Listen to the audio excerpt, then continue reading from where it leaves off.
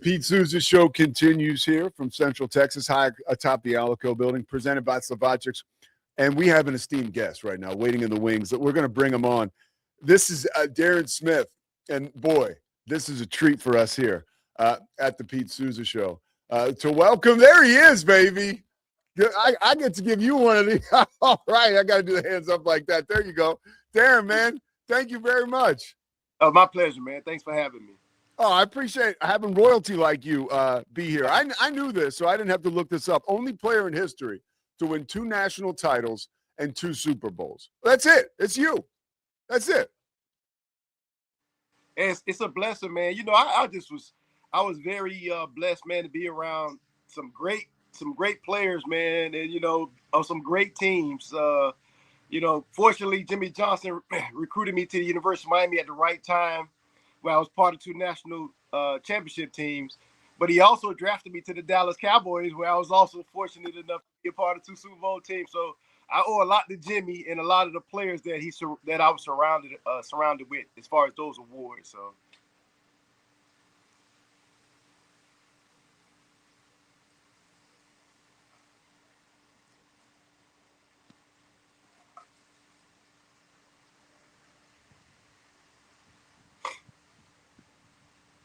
I'm not hearing you. I can't hear you. There you go. Sorry about that. So I grew up in Philadelphia. So we had like Temple, you know what I mean? And Penn State was too far away. The U was my team, and I'm sure you hear that a lot. But it really did. You brought a flavor to college football that was not there before, and that flavor came with domination. That swagger that we saw, the smoke when you guys came out of the tunnel at the Orange Bowl, what was that built on? Man, that was built on the back of like a tradition, It probably, man, you got to look back at the guys from who was on that 83 team when they beat Nebraska way back then. But it was the young pups who was on that team. It was the Melvin Brattons, the Alonzo Highsmiths, Winston Moss, Brett Perriman. Those dudes were like on the bench then, you know what I'm saying? But those were the guys that Howard Schnellenberger had brought in. And so when he started understanding how to recruit Miami, in particular with Miami, South Florida guys, that mentality started changing. And so by the time you saw Miami with the Melvin Brattons and Winston Mosses and Brett Perrimans and Testaverde and those guys playing, they had already developed that mental toughness and that mental attitude of, man, we're going to go out there, we're going to whoop somebody, and we want them to know we whooped them. And we want them to remember that we whooped them. And so that's kind of been passed down from tradition. So, like, when I got there, Randy Shannon and Winston Moss, those guys had just left. But they would always call back, and they would always challenge us. Hey, you better do this. We got to get this done. So even though these guys were moved on to the NFL, they would always call us and challenge us. Many times come back. Jerome Brown, and I'm seeing Michael Irvin on the sideline. I'm a young pup, and I'm thinking like, man, I can't let Jerome Brown down. I can't let these guys down. And so it was like it's expected, and it's something that we continued for a long time. And I think that's one of the biggest reasons we have such a close fraternity to this day. Miami guys are tight. We're united. Yeah, and you're a Miami kid, right? So you're coming up in that area. Was there ever did you ever think of another school, or was it always like, man, this is, I'm sure there were other schools in the mix, but for you as a kid growing up in that area, were you like, that's where I'm going?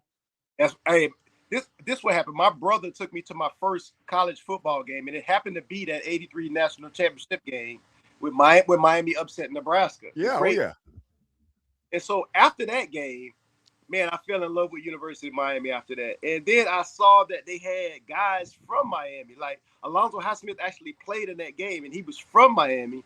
And so it made me think like, wow, guys from my neighborhood could actually be on this team. Maybe one day I can do that. And so from that point, I was bleeding orange and green. Now, I will admit, at the very end, Florida State came into the picture. Florida did recruit me, but I'm very close to my family. And so I really wanted to be able to allow them to be able to come to my games. And so, and the way Jimmy Johnson did it, he kind of tricked me. He called me one day and he said, "Hey, Darrin, if you was to commit. Now I'm not saying you committed, but if you were to commit, what number would you want? I said, well, if I was to commit, I probably would want number 56 because Lawrence Taylor was my greatest all-time Yeah. line. And so the next morning in the Miami Herald in the newspaper, it says, Norland Star commits to the University of Miami. I'm like, what? You know, what happened? I didn't do that. So he kind of used that to kind of, but I stuck with it. You know, Miami was the place that I wanted to be forever. And so it was really a dream come true for me, especially the first time I ran through the smoke. I couldn't believe it. I was like, man, my dreams come true. I ran through the smoke, what I always wanted to do. And it happened to be against Florida State. It was a night game. They had they were ranked number 1 in the country at that time. And you guys beat the brakes off them. 31-0. You beat him down. I got to ask you about when Jimmy Johnson moved on. You were a redshirt his first year, if I'm correct. Yes. And then that was a huge deal. And you know, just going back and watching all the footage like I watch, and I love all that stuff. He obviously, it broke his heart to leave Miami, but then, and broke your guys' heart too. But then Dennis Erickson comes. How did you guys keep it going? Like, how did that transition go so smoothly? Well, we weren't sure it was going to be so smoothly, but we had some veteran leaders on our team. I'll come right off of my mind is Bernard Tiger Clark. The year before, he had just won like Orange Bowl MVP, and then this change comes, and Dennis Erickson comes in, and he's looking at all of us running, and you know, because he comes in while we're doing conditioning, and so I remember Bernard Tiger Clark went up to him and said, "Yeah, I understand you got a different offense, but don't touch this defense. Leave this defense alone. Leave it to us." And so we basically kept our same defense. Fortunately, Jimmy did not take all of his staff to Dallas with him. So some of the guys did stay. And so they were still able to implement some of the things that we already had in store. So I give Dennis a lot of credit. He was willing to look at what he had, what he wanted to change, and what he saw that worked good at University of Miami. He left it alone. And so he was able to implement some changes to probably create, you know, a very dynamic offense where you had Gino Torretta becoming a Heisman Trophy winner. So, but he knew to leave the defense alone. And so that combination really what allowed us to continue to go on and be successful at Miami. How about your, you know, the intimidation, your reputation arriving in the field before you guys did? Was there a particular moment, Darrin, when you could see, and I'm not talking about like the Citadel, I'm talking about where you were playing a huge opponent and you could see fear in their eyes before the game even started? Maybe it was a pregame altercation. Was there ever a moment you can remember thinking to yourself, wow, this stuff is real, man? Like we own this vibe. You know, it's funny, man. I remember one year, I think it was my junior year, we literally had 5 pregame fights. So I'm like, are we that bad? And it really, you know, what it turned out to be, it was teams trying to prove that they weren't afraid. And so they tried to make the first move. Kansas. We played Kansas one time. University of Kansas. Come on now. We know y'all not tough guys. You know what I mean? But, you know, they ran through our warm-ups one time, and, you know, we got guys that's just not going to allow that to happen. They're not going to allow anybody to walk through our warm-ups. And so, but you could tell that they were intimidated by the fact that they tried to kind of, you know, defend themselves before the fight even started. But, you know, of course we had the Notre Dame battles. San Diego State, we had a couple of brawls with them. I mean, it went into the stands with San Diego State one time. That was a wild one. The one in San Diego when Mark McGuire's brother was the quarterback, that got crazy. We were all in the stands with that one. Unfortunately, I remember I got kicked out of that game because I had to defend myself. But, you know, I'm not going to go into that. But but no, you know, the teams, they try to prove that they're tough and they're not intimidated, and it doesn't work. You know, I mean, I understand what you're trying to do, and we don't try to. I mean, we really, it's like it was part of the culture a little bit, I would say. You know, like, and I'm a real laid back guy. I'm not very into anything, but man, we got guys that we would practice their dance, we would practice the celebration, and all this stuff was going on before. You know, because we expected it. We expected to win. We expected to score on you. we expected to dominate. And so that was just kind of the mentality. And so, and it rubbed off on everybody, even mild-mannered guys like me. One more about this aura you guys had. The 91 Cotton Bowl, where you, again, just dominated and embarrassed Texas. There was a lot of like excitement, colorful behavior, flamboyance. People were losing their minds, right? You guys were ahead of the curve. But as a kid, for me, I was like, this is the most amazing thing I've ever seen in my life. And it made me want to go run outside and play football. Like, how did you guys sort of manage to, because even when we look back on those teams, we celebrate them. You know what I mean? Like, it was a special time. But what was that like in the moment when you guys were going through all that and all of a sudden you started to get blowback? Was it kind of like, hey, we don't care, that's who we are? Or did it at all, maybe at one moment or two, kind of impede the progress? Probably it was a balance of both, actually. At the time, we didn't care. and it got to the point where it didn't matter. We kind of knew that we were going to get some blowback, in particular that Texas game. But that situation kind of started at the beginning of the week. You know how bowl games are, where they have the two teams come in a week early and you do events together. Well, we had some kind of barbecue that we went to with the University of Texas, and they just had guys that were talking. And again, it goes to, they're trying to prove that they're not intimidated. They're trying to prove that they're not afraid. So they say stuff to kind of provoke you. And so when we respond on the field. We don't have to respond. And so it was a situation where, in particular, I think they had an offensive lineman named Thomas. He was saying a lot of stuff in the media, in particular about Russell Maryland and how he was going to dominate Russell Maryland. Russell Maryland went on to have 3 sacks that game. The next year, Russell Maryland was the first pick of the draft. And so Russell showed it on the field. But we decided, after that talking that they had all that week, we said we're going to celebrate on these guys. When we score, we're going to dance. We're going to do everything we can. And I think the refs kind of got flag happy that game because it was things going on that we weren't even really doing, but they still were throwing flags on us. When one guy got a sack and he was trying to get up off the quarterback and he stumbled, they threw a flag on that, so like, man, that was like legitimately innocent.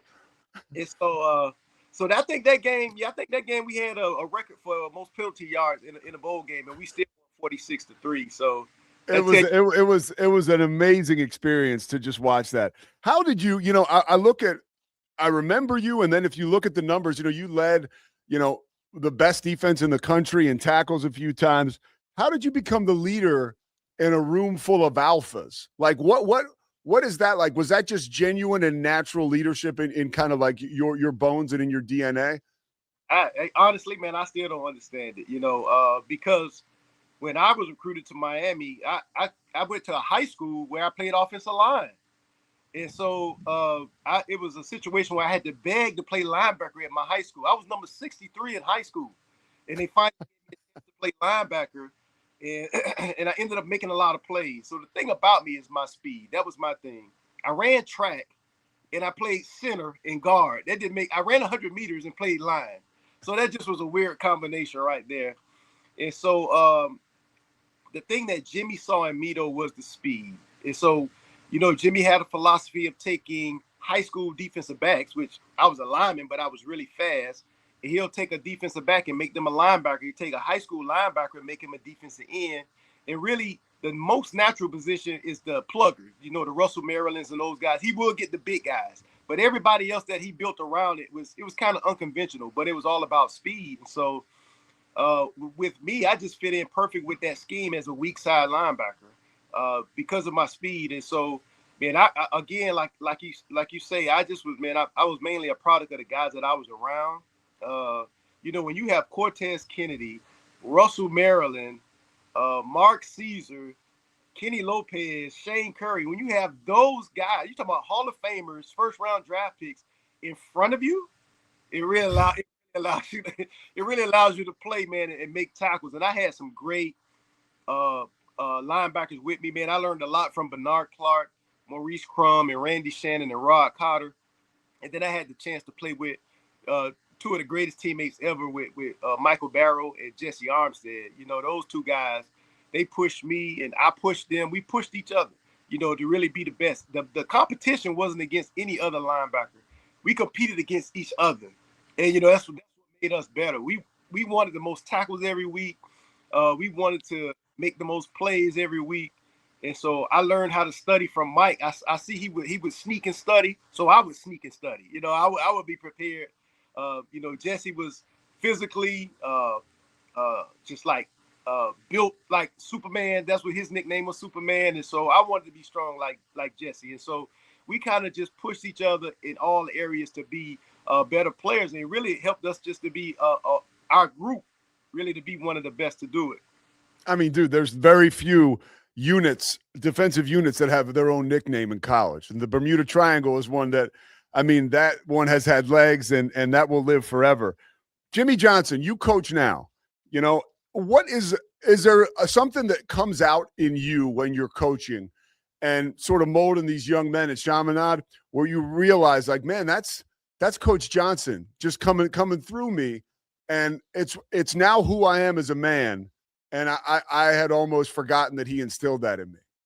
He used to tell us all the time that success is when preparation meets opportunity. And I always look back at my life, and I look back even like when I was in high school playing on the line, how I got the opportunity, and because of the preparation that I had put into it, it paid off for me. And I always tell my guys now, because in high school, everybody always wants to be the next Lawrence Taylor or the next Michael Vick and all, the great players. Yeah. They don't understand the work that goes into it. You don't just show up and it just happens. And so I'm always teaching my guys about preparation, the physical part of it, but also the mental part of it. And so I try to give them an advantage, me being a 12-year NFL veteran and, really having a lot of experience. I really try to, in a way, cheat for my guys to understand what it really takes to get to the next level. And we've been fortunate. We've had quite a few guys from our high school at Chaminade Madonna do it. One of the great ones that's out there right now is Jeremiah Smith in Ohio State. He was a couple of years ago, but he was a guy that when you looked at him, you were just like, wow, this kid is different, and we knew it then. And his preparation and his focus and all of those things that he had, you could see he already had it. So when he went out there as a freshman, none of us on our staff were surprised at what he's doing right now. One more about old school Miami, and then we'll get into today. And I promise I won't keep you too much longer. Those talks that Jimmy would give the night before the games, I've heard. You hear about. I heard Ed Ogeron recently say he would sneak in so he could hear it because they were just that amazing, right? Like, what were those like? Those talks that Jimmy would give on a Friday night. I guess the rumor is I've heard that it was just him and you guys. Everybody else was out. Yeah, that was really. Jimmy had a great way of building your confidence. You know what I mean? He would make you feel. I tell you what, he would make you feel like nobody could beat you. He would always tell you you're the best prepared. You're the best conditioned. He would always make you feel like, oh, okay. So it would give you a hope. Even I remember the night before we played Notre Dame, and it was a Thanksgiving game. And I think Notre Dame was number 1 at the time, and we had a bad loss that year. I think we lost to BYU. No, was it? But did you open with BYU the Ty Detmer year? Right, and so I just felt like nah, I don't know if this team can beat this Notre Dame team. But he made us feel like we're unbeatable, and we went out there and we took care of that team. I mean, to the point where we converted a 3rd and 31 with Randall Hill, But no, I really, and even in the NFL, man, Jimmy was the same way. I remember we were going to play the San Francisco 49ers one game. They had beat us earlier that year, and everybody was really doubting us because at that time, the Super Bowl was either between us or San Fran in the NFC. Yes. And so they beat us pretty good earlier that year, and Jimmy called into the radio station and said, "We will win." You could put that in 3-inch letters. You know what I mean? Like that is such a big confidence booster for your team. It's like the head coach calls into an interview, interrupts it, win. and your team hears about it, and I really believe he did it on purpose for us. You know what I mean? And we went out and we won the game and went to the Super Bowl that year again. So when you look at your career in the NFL, like and playing for Jimmy, playing on those Super Bowl teams, I mean, and you were a huge part of those teams, you know. How yeah. special was it, if there's one thing you remember, one thing that you can draw from that Dallas Cowboys run, coming off your Miami run too? You know, you're a big part of that. Like, you've got winning in your bones. Like, what do you pull from those memories that really sticks out to you now, being a part of an NFL football team that was like the goddamn Beatles? You know, like, it was pretty crazy. I was sharing with one of my good friends recently. He was asking me the same type of question. But I told him that the secret sauce to those teams were our best players were our hardest workers. So when you see a Troy Aikman there early, when you see Emmitt Smith in the building early, when you see Michael Irvin not only in the building early, but staying late, running extra. And when you see Deion Sanders and Michael Irvin going over routes and coverages and stuff, sneaking extra film, man, how could I let those guys down? Who am I?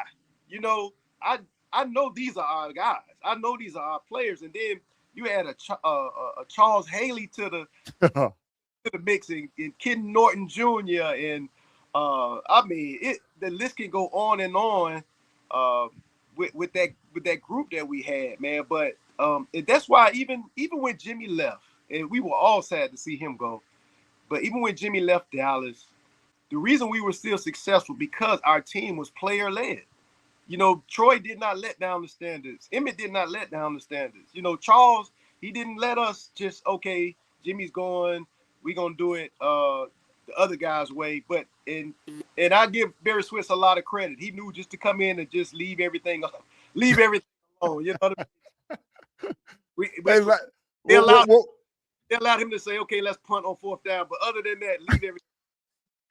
All right, one more on your career, and then I want to ask about the A&M game. When you leave Dallas, right, you had this amazingly charmed existence in the NFL and in college.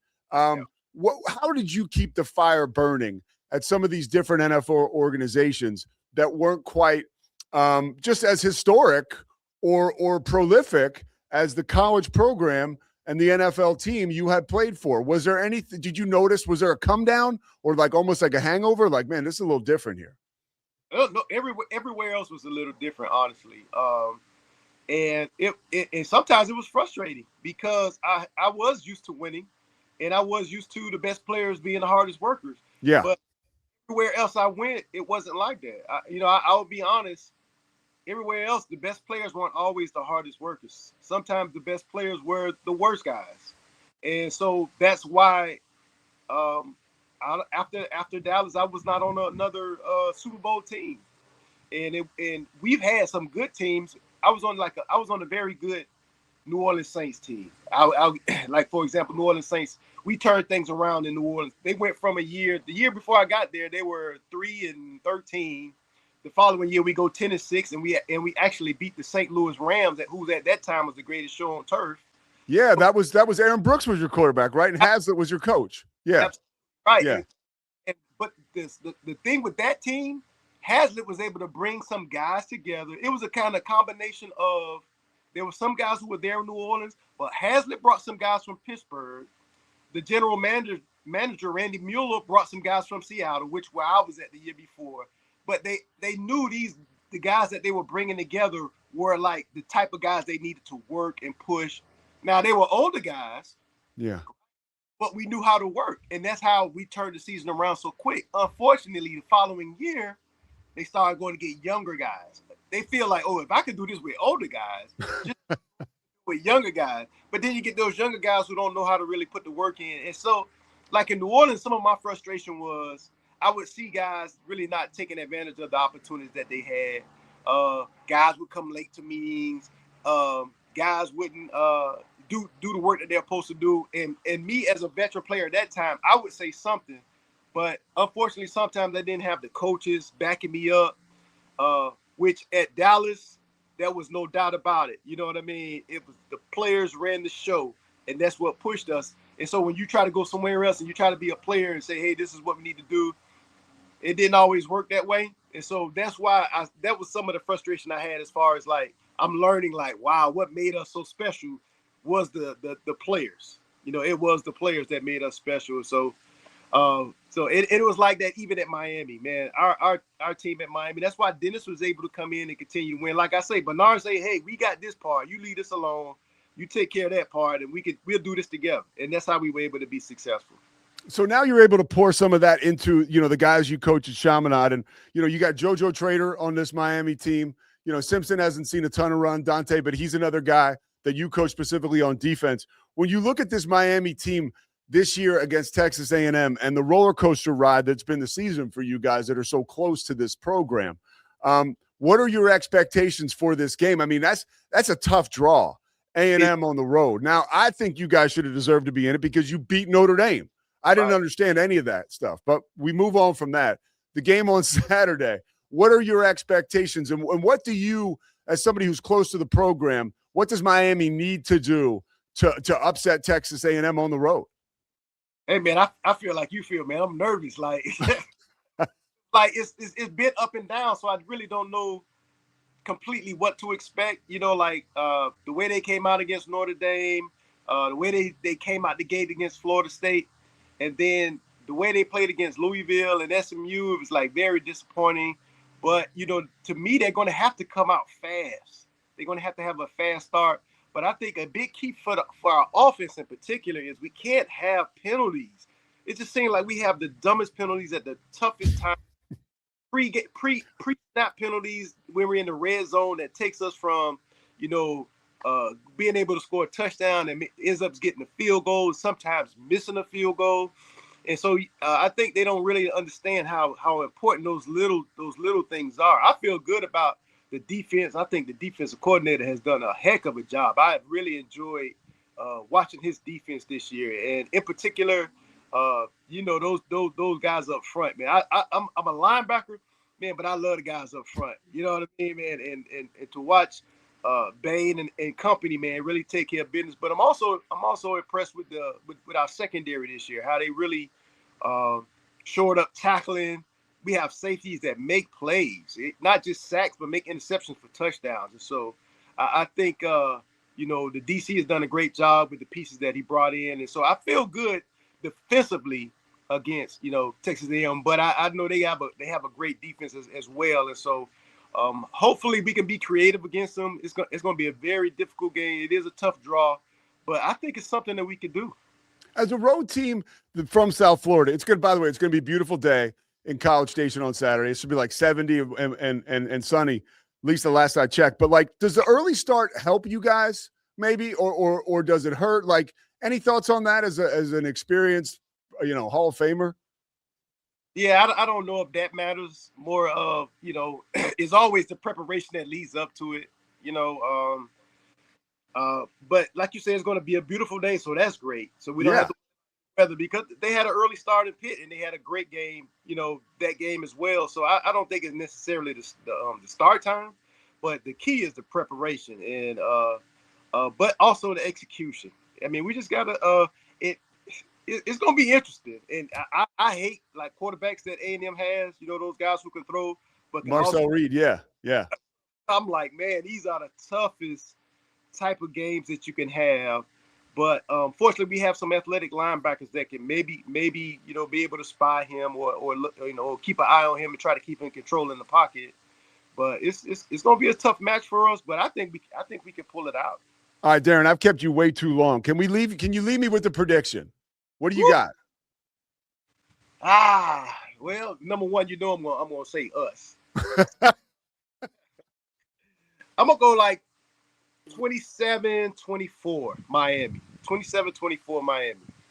How amazing. By the way, all the country needs, because there are Miami fans all over kind of lying in wait. If this game were to be a victory for Miami, I think people will come out of the wood. The belief will be strong and the hype will be amazing. And I think the team could feed off that. So you pull this one off, I think anything's possible. Right. That's right. I mean, if you get this one, man, everybody else out there is pretty even, you know, so you got a shot. All right, Darrin Smith, man, thank you so much, dude. I had so much fun talking with you, and I appreciate all the work you're doing, especially as a coach now. Somebody like you could be doing whatever they want.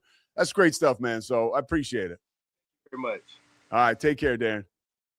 Man, I mean, if you weren't paying attention, I was beyond excited to talk to Darrin Smith. It's pretty cool when you get to meet guys that were heroes when you were young, and they turn out to be just as cool as you had hoped. And forget about the talent that guy had. I mean, but that really is cool to, there's like life lessons and all that, right? Like, the hardest workers were the best players and the team was successful. Like that should go for anything in life. And the preparation, right? Like if you are prepared for something, you are confident around it. And also too, like if you're a mentor to somebody and you've seen them put in the work, like the Jimmy Johnson thing, like tell them how ready they are to go. Because clearly that can help. Just what I pulled from that. All right. We'll be back on the other side of the break. We're going to talk about the transfer portal. It's bananas. I was going to tell everybody how we were going to fix the Raiders, but we'll have to wait for tomorrow to do that. By the way, Sean Alexander tomorrow, former Alabama. Come on. I think he was the 5th pick in the draft by the Seahawks, and he was definitely an MVP in Seattle. So Sean Alexander is going to join us to talk a little bit about Alabama's game coming up this weekend that everybody is going to be ready for against OU. We are ready to talk transfer portal when we come back. The Pete Souza Show is presented by Slovakia.